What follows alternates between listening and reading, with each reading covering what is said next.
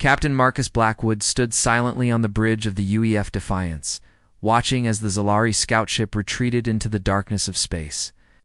His weathered face betrayed no emotion, but inside a storm was brewing. He had waited 15 years for this moment, the moment when humanity would finally face those responsible for the Proxima Centauri massacre. "They're running back to report," said Lieutenant Commander Rhea Sharma, his second in command. Her dark eyes narrowed as she studied the tactical display. "Shall we pursue, Captain?" Blackwood shook his head. "Let them go. Let them spread the word that humans have returned." The bridge of the Defiance hummed with activity as crew members monitored systems and prepared for what everyone knew was coming. Unlike the sleek, organic design of the Zalari vessel, the human ship's interior was a practical combination of function and resilience. Reinforced bulkheads, multiple redundant systems, and battle stations designed to operate even under extreme damage reflected humanity's hard-learned lessons about survival. "Status report," Blackwood ordered. With that moving To the central command chair. Chief Engineer Takahashi's voice came through the CUM system. "Main reactor at 80% capacity, Captain. All weapons systems online. The Prometheus protocol is armed and standing by." The Prometheus protocol. Even the name sent a chill through the bridge crew. Developed in secret after the attack.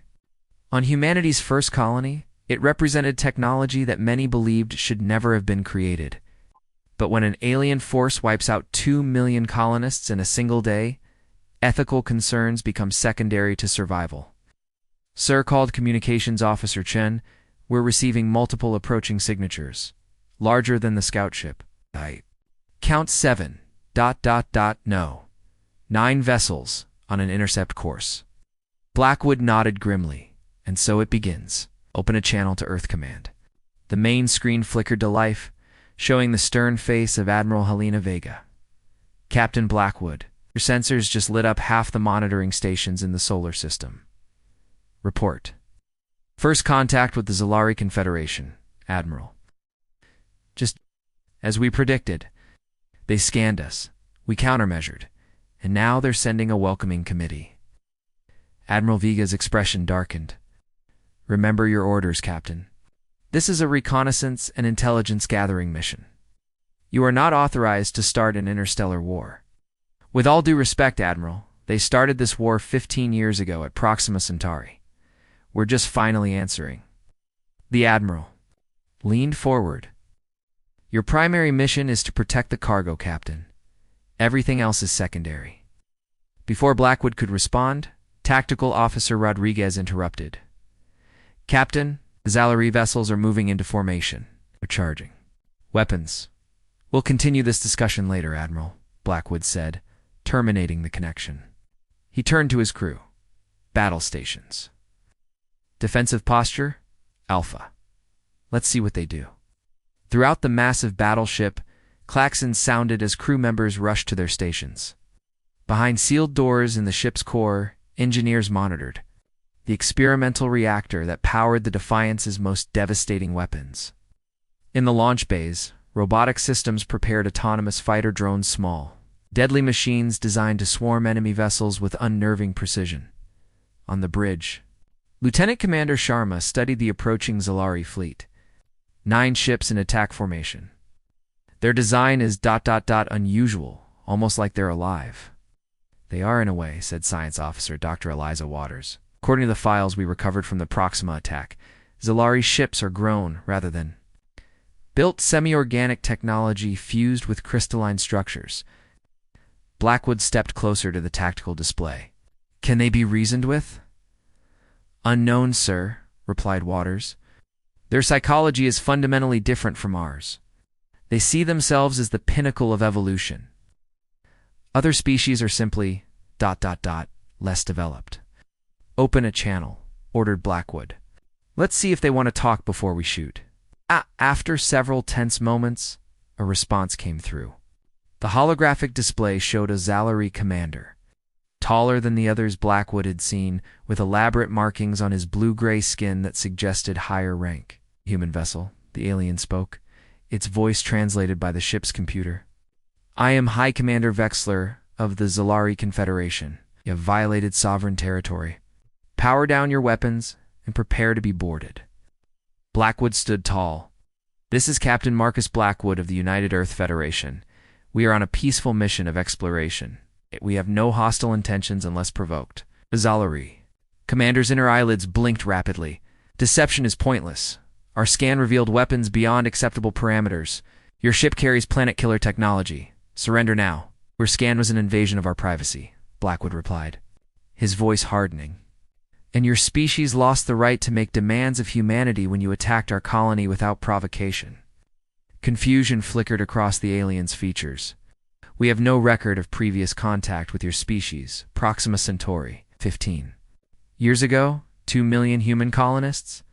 Wiped out by ships bearing Zalari markings?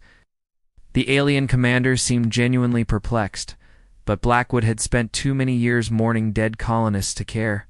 The diplomatic exchange was going nowhere. Suddenly, Lieutenant Rodriguez shouted, "Energy spike." One of the smaller vessels is firing. A brilliant beam of energy lanced from one of the Zalari ships, striking the Defiance's forward section. Ow. Massive battleship shuddered, but its reinforced hull absorbed most of the impact. Minimal damage to outer plating, reported Chief Engineer Takahashi. Their weapon is powerful, but nothing our shields can't handle. Blackwood's eyes narrowed. They've made their choice. Target the vessel that fired on us. Show them what human weapons can do. With practiced precision, Tactical Officer Rodriguez locked onto the offending Zalari ship. Target acquired. Fire. The Defiance's main cannon discharged a concentrated beam of energy that looked deceptively simpler bright blue lance that crossed the void in an instant. When it struck the Zalari vessel, the effect was devastating. The beam didn't explode or create a dramatic fireball. Instead, it simply passed through the alien ship's shields as if they weren't there, cutting a clean line from bow to stern. The Zalari vessel hung in space for a moment before splitting perfectly in two, its systems failing as atmosphere vented into the vacuum. Stunned silence filled the Zalari command channel. That was a warning, said Blackwood coldly. The next one won't be so merciful. The remaining Zalari ships began moving, spreading out to surround the Defiance. Their initial confidence had clearly been shaken, but they still outnumbered the human vessel. They're coordinating an attack, said Sharma. Multiple vectors. Blackwood nodded. Launch fighter drones. Defensive pattern Theta. From hidden bays. Along the Defiance's hull, hundreds of small, unmanned craft emerged. Each no larger than a shuttle, they moved with impossible speed and precision. Forming complex defensive patterns around the battleship, their movements were neither entirely predictable like machines, nor chaotic like living pilots. They operated with a hybrid intelligence that combined algorithmic efficiency with unpredictable adaptations, as the Zalari fleet opened fire.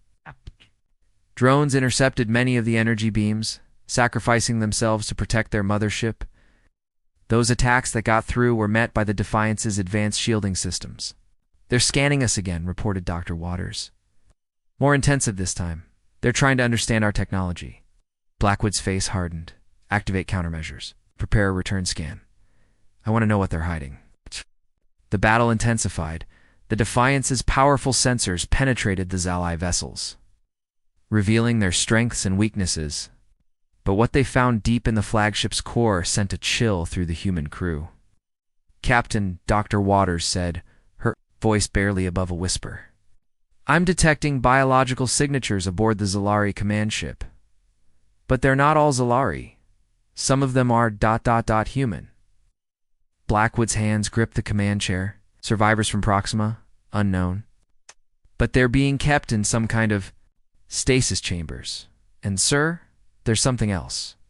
The ship's core contains technology that doesn't match Zalari design patterns.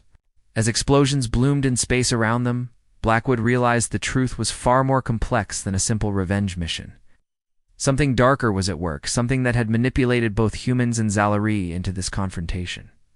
And deep within the Defiance's heavily shielded central chamber, the precious cargo they carried, the real reason they had ventured into Zalari space, waited silently. Its true purpose known only to Captain Blackwood and a select few on Earth. The battle for survival had just begun. The path to the forward observation dome was a nightmare of twisted metal and flickering lights.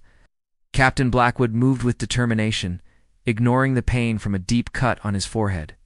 Behind him, Tekvel and 2 human marines followed, providing protection and assistance. "The ship cannot survive much longer," Tekvel said, as they climbed through a damaged section where the floor had buckled upward. "Your crew should evacuate." "They won't leave," Blackwood replied simply. "Not until the mission is complete." They reached a sealed door, marked Forward Observation. Blackwood punched in his command code, and the heavy door slid open with a reluctant groan. Beyond lay a domed chamber, its ceiling a transparent material designed to give a clear view of space. Under normal circumstances, it offered a breathtaking panorama of stars. Now it provided a terrifying front-row seat to their approaching doom. The Vrak's mothership filled almost the entire view, its massive form pulsing with sickly energy. Smaller Vrak ships darted around it like protective insects, firing constantly at both human and Zalari vessels. In the distance, the remaining Zalari ships continued their desperate diversionary tactics, drawing as much enemy fire as possible. "The targeting controls are there," Blackwood said, pointing to a console near. "The center of the dome.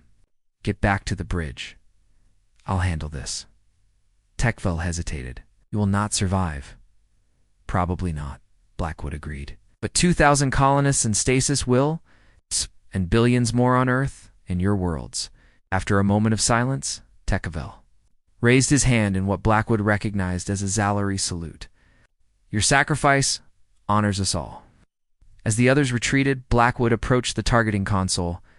The dome shook violently as another hit struck the ship. A small crack appeared in the transparent ceiling, a thin line that would soon become a catastrophic breach. "Bridge, this is the captain," he said into his communicator.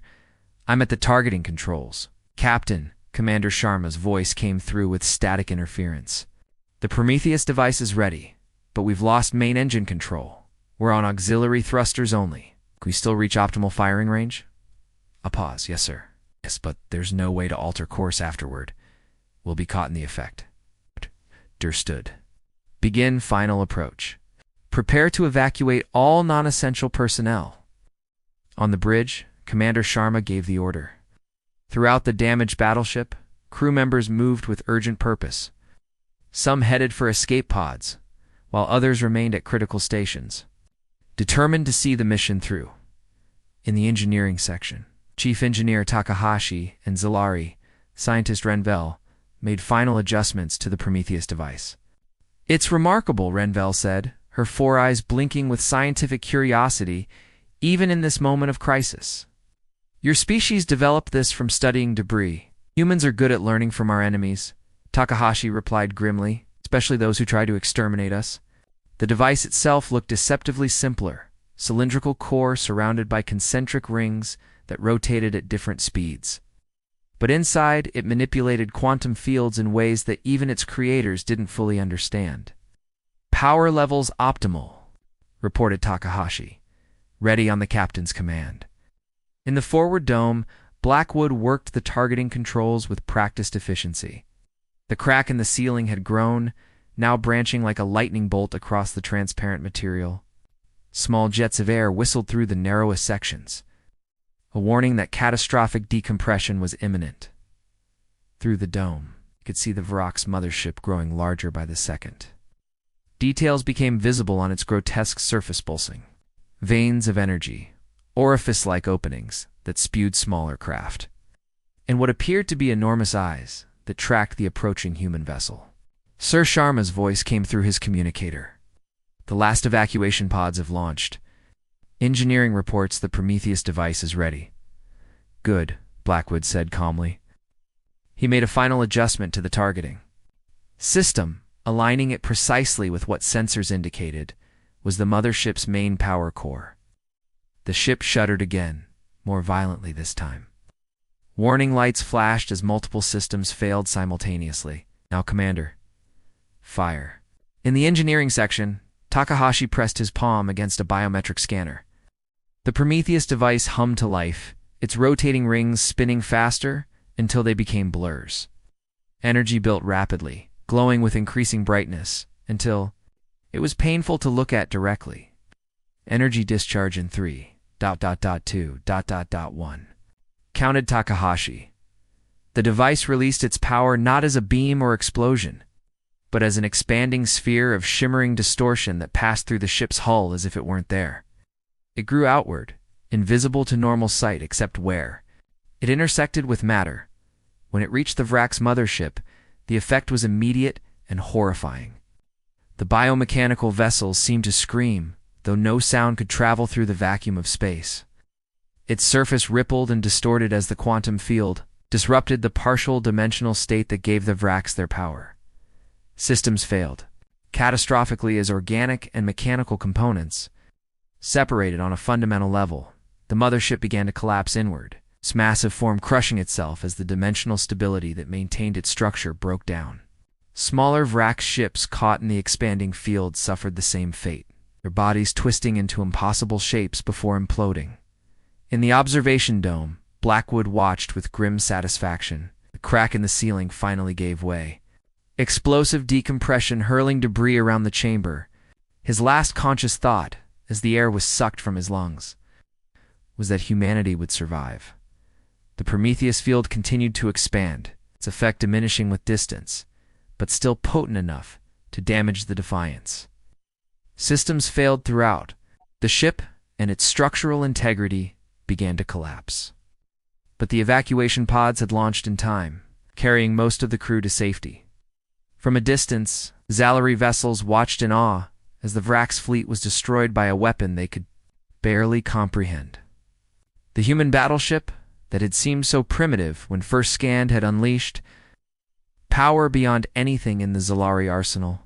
3 days later, in a hastily arranged meeting aboard the Zalari flagship, Commander Sharma stood before High Commander Vexler. Behind her, the surviving human officers formed a solemn line. Across from them, Zalari leaders and scientists gathered, their attitudes markedly different from the superiority they had initially displayed. The sacrifice of Captain Blackwood and those who remained aboard the Defiance will not be forgotten, Vexler said formally. Our historians have confirmed your account. The Vraks have manipulated our peoples for generations, using false flag attacks to keep potential allies at war with each other. We found the same, replied Sharma. The human prisoners aboard your command ship were not taken by Zalari forces, but by Vraks impersonators. The question remains why? Why turn us against each other? Dr. Waters stepped forward. We believe the Vraks cannot tolerate other spacefaring species. Their biology requires them to be the dominant life form, but they're vulnerable to united resistance. Vexler nodded slowly. Then, unity is our defense. A formal treaty was drafted, the first alliance between humans and Zalari. Joint fleet exercises were planned and technological exchange programs established. The 2,000 colonists kept in stasis aboard the Defiance were awakened to a new reality, where their presumed enemies were now allies. In the final clause of the treaty, memorial was commissioned a space station at the site of the battle. Shaped like the Defiance, side, a simple plaque commemorated those who had given their lives. Below the names, a single sentence was inscribed in both human and Zalari languages.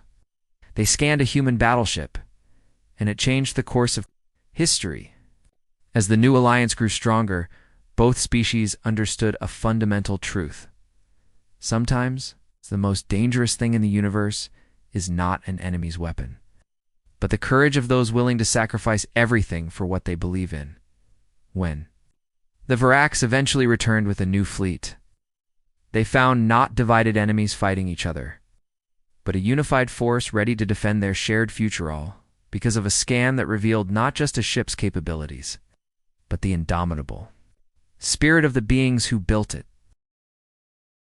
The vast emptiness of space stretched before Commander Zexkull as he stood on the bridge of the Zalari scout vessel, Distant Wind. Stars dotted the darkness like tiny jewels, cold and distant. His four-fingered hand brushed across the smooth control panel, bringing up a holographic display of the border regions. The Zalari Confederation had ruled this sector of space for over 3,000 cycles without challenge. Their technology was unmatched, their fleets numerous, their empire secure, or so they believed.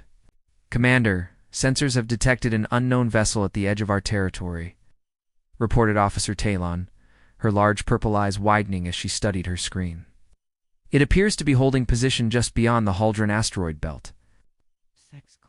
Tilted his head, a sign of mild curiosity among his species. "Classification? Unknown design, sir? It's not matching any vessel in our database." Talon's fingers danced across her console. "But preliminary readings suggest it is... primitive, metal hull, chemical propulsion systems, rudimentary shielding." A ripple of amusement passed through the bridge crew.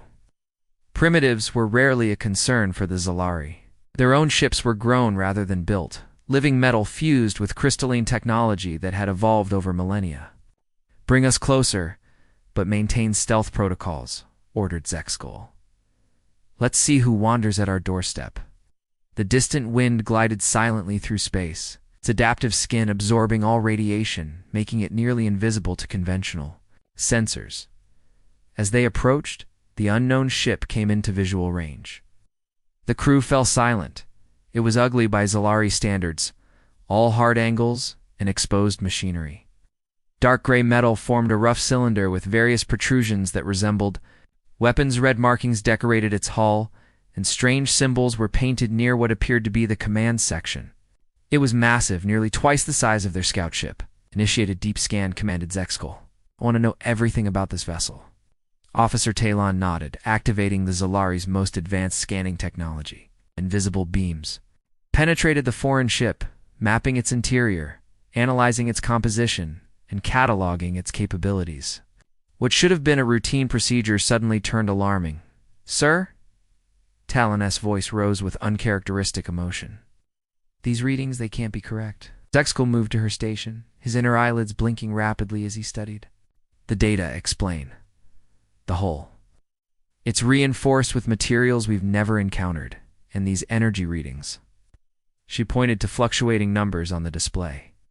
"They suggest power generation far beyond what a ship of this design should be capable of." Another officer called out from across the bridge. "Sir, I'm detecting unusual biological signatures. The crew appears to be... mammalian, bipedal, high body temperature, remarkably inefficient respiratory system," humans whispered science. Officer Veximer, his voice carrying an unmistakable tone of dread. They matched the description in the ancient archives. The bridge grew tense. Humans were little more than legends to most hilarious stories of a violent, unpredictable species from a distant arm of the galaxy. The archives contained warnings about them, but most considered these to be exaggerations or myths. "Continue the scan," ordered Zexkul, his voice steady despite his growing concern. "Focus on weapons, systems, and defenses." Results came back quickly, and they were disturbing. Behind seemingly primitive exterior lurked technology that defied easy categorization. Weapon ports were hidden throughout the hull, currently closed but clearly designed for rapid deployment. Routed through systems that the Zalari scanners couldn't fully penetrate. And at the core of the vessel, something generated readings that made no sense, energy patterns that shouldn't exist in a stable form. "Sir," called the communications officer, "they're powering up additional systems. I think they've detected our scan." "Impossible," said Zexkul. "Our scanning technology is undetectable." But even as he spoke, the human ship began to change. Panels along its hull slid open, revealing weapon systems that pulsed with energy. Lights flared to life across its surface, and its engines began to glow with increasing intensity. "Evasive maneuvers," commanded Zexkul, but before the distant wind could retreat, the human ship rotated with surprising speed, its forward section now facing them directly. "They've locked targeting systems on us," reported the tactical officer, voice trembling. "Sir, ... they shouldn't have been able to see us at all." A moment of terrible silence fell over the bridge.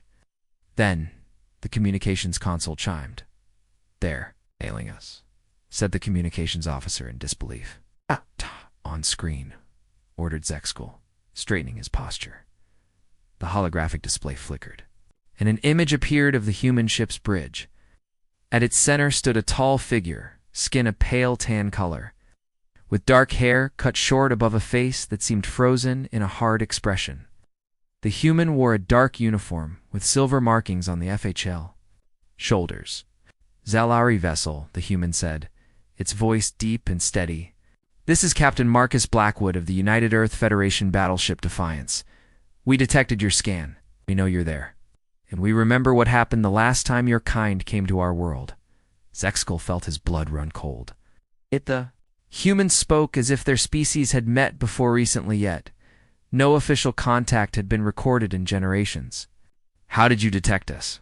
Zexkal asked, trying to keep his voice steady. The human's mouth curved slightly upward at one corner. "Your scanning technology leaves a quantum signature. You've been tracking it since you entered this sector. Nothing touches this ship without us knowing." On the human bridge, other crew members moved with practiced efficiency, their hands flying over controls. Behind them, Zexkal could see displays showing detailed schematics of the distant wind, schematics that should have been impossible for them to obtain. "Your scan contained protocols designed to access our computer systems," continued Captain Blackwood. "On Earth, we call that an act of aggression." Zexkal felt the situation spiraling out of control. "We meant no harm. It is standard procedure for unknown vessels." "Standard procedure," repeated the human, those strange lips twisting into what Zexkal would later learn was called a smile. "Then you won't mind if we return the favor." Before Zexkal could respond, alarms blared throughout the distant wind. Their own systems began displaying cascading failures as something powerful, an invisible cut through their defenses. "They're in our system," cried Talon. "They're copying everything: star charts, fleet positions, defense codes." The human captain's expression remained unchanged. "Now, we're even. I suggest you return to your command and report that this sector is now under human protection. Any further incursions will be considered hostile acts." The transmission cut off abruptly. The distant wind systems gradually returned to normal, but the damage was done. They had been exposed, infiltrated, and dismissed all within minutes of encountering this supposedly primitive species. As the human battleship slowly turned away, its massive engines flaring blue against the blackness of space, Zexkal realized, with growing horror, that the legends were true. Humans were dangerous in ways his people had forgotten to fear. And now, they had awakened something that might destroy everything the Zalari had built. "Set course for high command," he ordered quietly. "Maximum speed." The Zalari ship retreated, leaving behind the human vessel that loomed against the stars, like a predator waiting to strike. Zexkal knew one thing with certainty: they had scanned a human battleship, and they would live to regret it. Space itself seemed to burn as the battle intensified. The UEF Defiance, surrounded by Zalari warships, looked like a wounded predator, dangerous, cornered, and ready to fight to the death. Energy weapons crisscrossed the void, creating brilliant flashes against the backdrop of distant stars. On the bridge, Captain Blackwood gripped the command rail as another hit rocked the massive battleship. Warning lights flashed across control panels, but the Defiance's reinforced hull continued to hold. "Shields at 62%, reported Lieutenant Rodriguez, sweat beading on his forehead. "2 more hits like that, and we'll start taking serious damage." Commander Sharma studied the tactical display, her mind racing through possibilities. "They're learning our defense patterns. Each attack is more precise than the last." Blackwood nodded grimly. "We change the pattern. Redirect power from rear shields to forward. Prepare all forward batteries." Chief Engineer Takahashi's voice came through the "Come, Captain, that will leave our engines exposed. They hit us there, they won't get the chance," Blackwood interrupted. "Because we're going straight through them." Stunned silence fell over the bridge. Even on a ship full of battle-hardened veterans, such a maneuver seemed suicidal. The Zalari fleet had formed a rough sphere around them, with 8 ships coordinating their attacks from different angles.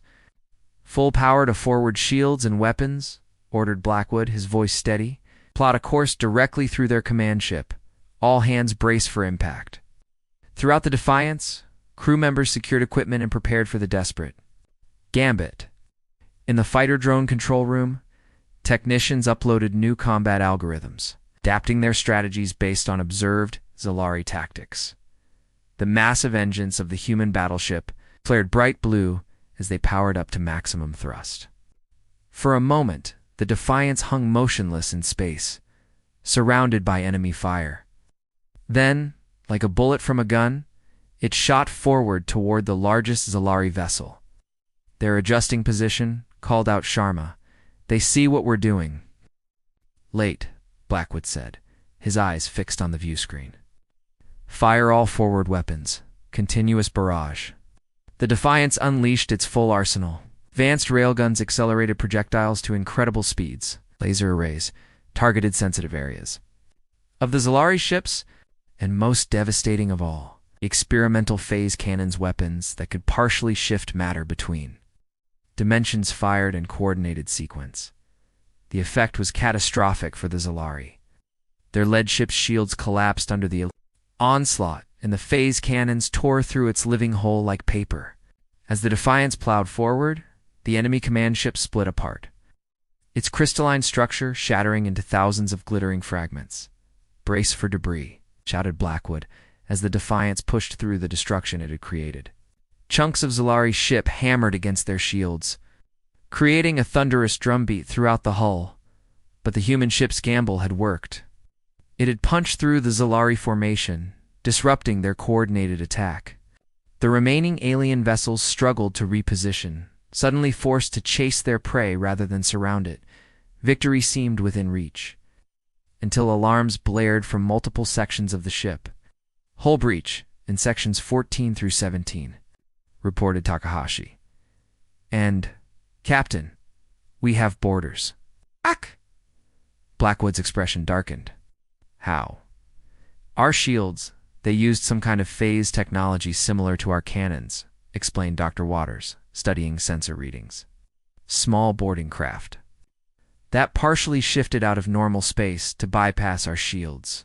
"Security teams to all breached sections," ordered Blackwood. "Commander Sharma, you have the bridge. I'm heading to the central chamber." Before anyone could protest, Blackwood was moving toward the elevator. The ship's most precious cargo, the real reason for their mission, needed protection deep within the Defiance. Chaos reigned as Zalari boarding parties pushed through the corridors. They moved with fluid grace, their slender forms encased in crystalline armor that shimmered with energy. Each carried weapons that fired streams of particles that could disintegrate human flesh on contact, but the aliens quickly discovered that humans were not easy prey. Marine squads met the invaders with disciplined fire and unexpected ferocity. When a Zalari team cornered 3 humans in a maintenance bay, they expected quick surrender. Instead, even after one Marine was hit and lost an arm to their weapons, all 3 continued fighting, the wounded soldier using his remaining arm to throw grenades, while his companions provided covering fire. Squad leader Tekvel, leading the main Zalari boarding party, had never seen such behavior. In Zalari culture, severe injury meant retreat and regeneration. The idea of continuing to fight while damaged was irrational, disturbing. "They fight like damaged machines," he told his second-in-command. "No self-preservation instinct." But it was more than that. The humans fought with a coordination that suggested both training and instinctive understanding.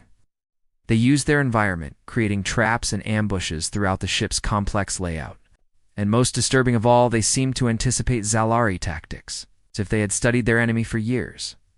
Despite fierce resistance, Tekvel's team pushed deeper into the ship. Following energy readings that suggested something important lay at the core. Breaking through a final security checkpoint, they found themselves before a massive armored door. "Cut through it," ordered Tekvel. 2 of his soldiers activated plasma cutters, the superheated energy slowly melting through the reinforced metal. As the door finally gave way, Tekvel prepared for another firefight. Instead, he found himself in an enormous chamber filled with thousands of transparent pods. Each pod contained a sleeping human, their life signs stable but minimal. Stasis chambers breathed one of his scientists. "They're preserving specimens." Specimens, came a voice from behind them. Survivors. Captain Blackwood stood at the far entrance to the chamber, flanked by heavily armed Marines. His weapon was raised, but he hadn't fired yet. These are the survivors of Proxima Centauri, Blackwood continued. 2,000 colonists we managed to evacuate before your ships completed their genocide. Tekvel's inner eyelids blinked rapidly. In confusion, we have no record of such an attack. The Zalari Confederation does not engage in genocide. Then explain why ships bearing Zalari markings destroyed our colony and killed 2 million civilians. Blackwood demanded, his voice hard as steel. Before Tekvel could respond, the ship rocked violently, throwing both humans and Zalari off balance. Alarms blared throughout the vessel. Captain. Sharma's voice came through Blackwood's communicator. Multiple new contacts just dropped out of faster-than-light travel. Energy signatures. They're not Zalari, and they're definitely not human. On the bridge view screen, a terrifying sight greeted the crew. A fleet of ships unlike anything they had seen before had appeared. Where human vessels were practical and Zalari ships were organic, these new arrivals were a disturbing fusion of machine and flesh. Their hulls pulsed with veins of energy, and their shapes seemed to constantly shift and reform, as if the metal itself was alive and breathing. Sir, whispered Dr. Waters, her face pale as she studied the sensor readings. These match the partial records we recovered from Proxima, the design patterns found in the Zalari command ship, ... It's them. In the stasis chamber, Blackwood and Tekvel stared at each other, sudden understanding dawning on both their faces. We've been played against each other, Blackwood said slowly. Tekvel nodded, lowering his weapon.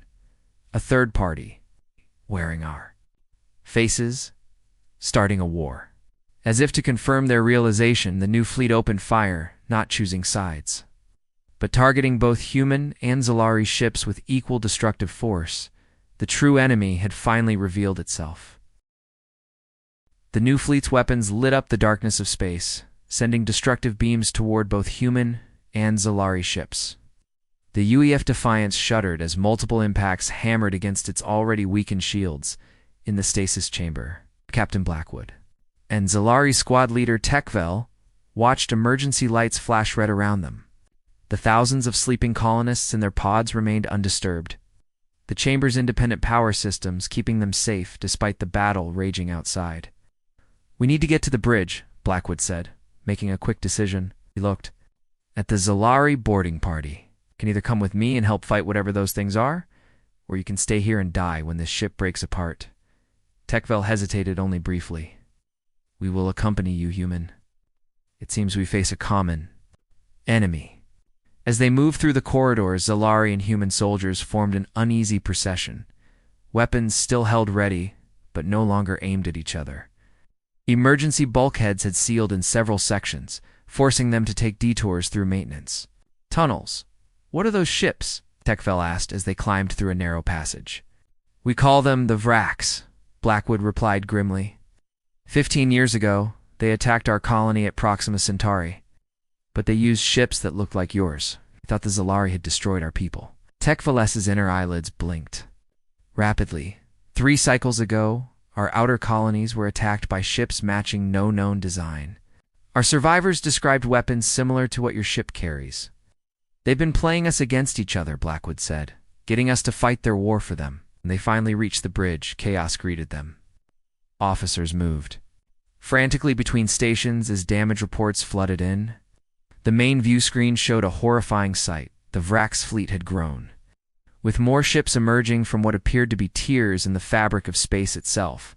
Commander Sharma looked up in shock at the mixed group of humans and Zalari. Captain, what, they're allies for now? Blackwood cut her off. Status report. Shields at 28%. Major damage to decks 5 through 12. 2 Zalari ships have been destroyed, 3 more heavily damaged. The Vraks are targeting both our fleets equally. Dr. Waters worked furiously at the science station. Captain, I'm analyzing their ships. Their biomechanical effusion of organic matter and technology far beyond our understanding. Their hulls contain living tissue that regenerates damage. Almost instantly, Can we communicate with them? Asked Blackwood. We've tried. They're not responding to any frequency. The bridge rocked violently as another hit struck home. Console exploded in sparks, throwing a crew member to the deck. Medical personnel rushed to assist. Sir called Lieutenant Rodriguez from Tactical. The Vrax mothership is moving into position. Energy reading suggests they're charging some kind of main weapon.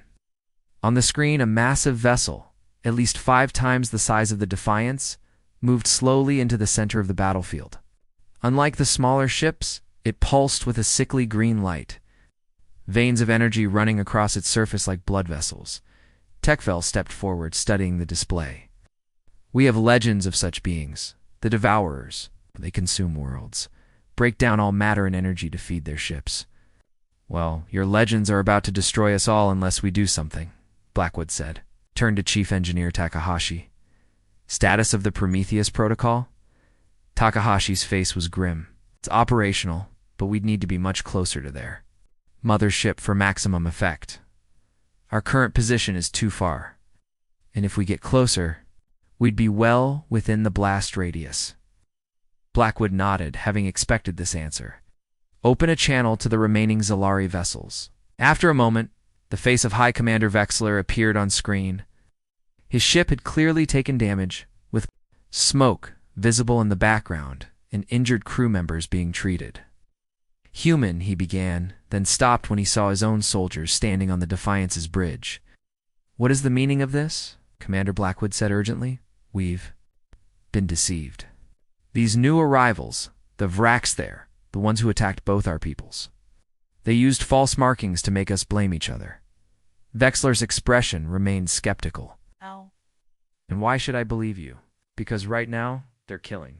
Us both, Blackwood replied. And because we have a weapon that might stop them, but we need your help to use it.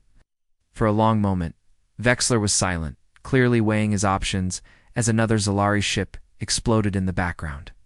Finally, he nodded. What do you propose? We carry an experimental weapon designed specifically to combat Vrax technology. Our scientists developed it after studying remains from the Proxima attack. But to deploy it, we need to get much closer, to their mothership. And you need us to provide cover, Vexler concluded. Yes. Your remaining ships can draw their fire while we make a run at the mothership. The plan was quickly formulated. The 5 remaining Zalari vessels would create a diversion, attacking from multiple vectors to draw the Vrax fleet's attention. Meanwhile, the Defiance would power up its experimental weapon and make a direct approach to the mothership as preparations began. Techvel approached Blackwood. I request permission to contact my vessel. We have engineers who understand phase technology that might help prepare your weapon. Blackwood hesitated, then nodded. Do it. Within minutes, a small Zalari shuttle docked with the Defiance, bringing a team of engineers led by Chief Scientist Renvel. Their slender forms moved with efficiency as they were escorted to the ship's main weapon control center. The technology is expected, Renvel said, examining the Prometheus device with all 4 of her eyes widened in surprise. You've discovered quantum resonance destabilization. Takahashi nodded. We found that the Vrax ships have a unique quantum signature. Their biotechnology exists partially in another dimensional state. This weapon creates a cascading failure in that state. Clever, admitted the Zalari scientist. But your targeting system is misaligned. The resonance field would dissipate before reaching critical mass. Working together, the human and Zalari teams made rapid adjustments to the weapon. Outside, the battle raged with increasing intensity. The diversionary attack had begun, with Zalari ships darting between the Vrax vessels, drawing their fire. With hit-and-run tactics, weapon at 96%, reported Takahashi. Ready on your command? Blackwood studied the tactical display. The Defiance had begun its approach, engines straining as it pushed toward the massive Vrax mothership. Their shields were failing, sections of the hull now exposed to enemy fire. We're taking too much damage, warned Commander Sharma. Hull breaches on multiple decks. A direct hit rocked the ship violently, throwing crew members to the floor. Emergency sirens wailed as fires broke out across multiple sections. Main power failing, called out an officer. Switching to backup systems, Blackwood helped a fallen crew member to her feet then looked at the view screen. Despite everything, they were getting closer to their target. The Vrax mothership loomed. Large now, its surface writhing with unnatural movement. "Can we still fire the weapon?" he asked. Takahashi and Renval exchanged looks. "Yes," the human engineer said, "but someone will need to manually align the final targeting sequence. The automated system is damaged." "Where?" demanded Blackwood. "The forward observation dome. It's the only place with both visual line of sight and access to the auxiliary targeting controls." Another explosion rocked the ship.